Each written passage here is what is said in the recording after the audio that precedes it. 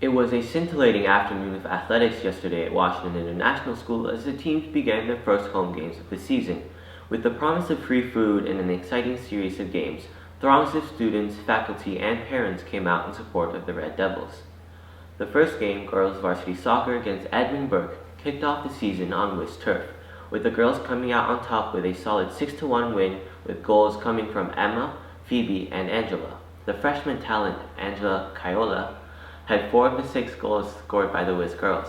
The team would have kept a clean sheet but for a penalty that wasn't of much significance. The team continues to look promising as the new and senior girls continue to dazzle.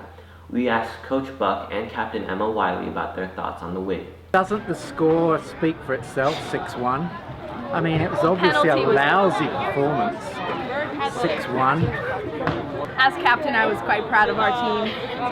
Angela scored 4 goals. Amazing performance by her. The most anticipated game of the day was boys varsity soccer against IAC team St. Albans. Wiss came into the game having won both regular season games against relatively easy teams, the scores being 4-0 and 6-1. St. Albans would have been the first real challenge of the season for the varsity boys. It was a pretty balanced game throughout, with both teams playing very physically. There were a few times in the game where tempers flared, but nothing got too out of hand. There were a few close calls on both sides, a header from one of the captains, Mateo, that nearly went in, and another, a shot from ST8 that just whizzed wide of the post. But it was a goal from that came in with 3 minutes left in the game from ST8's number 4, who capitalized on a defensive error and slotted the ball past the keeper.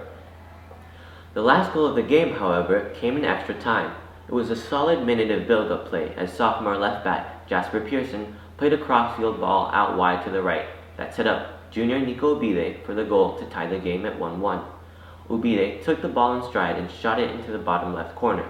When the ball hit the back of the net, the crowd swarmed the field, dogpiling on top of the man of the hour. Here's the man himself, along with Captain Mateo, describing the goals.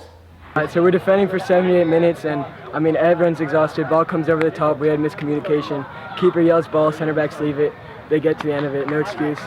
But what the team did is they bounced back, which is what we didn't do in Gonzaga last year. Woo! And then this guy comes in. Yeah. So on the second one, it was a great pass in. I got pretty fortunate that their left back let it through. And honestly, I mean, I just took the touch. I looked at the bottom left-hand post and I tried it, and it went in. We also talked with Coach Martin about his thoughts on the tie. That was a great match. They're a really, really well-coached team. They had a lot of plays that looked like they were well-rehearsed, and they dominated the first half in my mind. We had a miscommunication for that goal they got against us. That can't happen again. Keeper called it.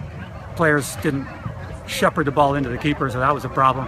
And then the last goal of ours, of course, a desperate goal, but what a beautiful shot by Nico.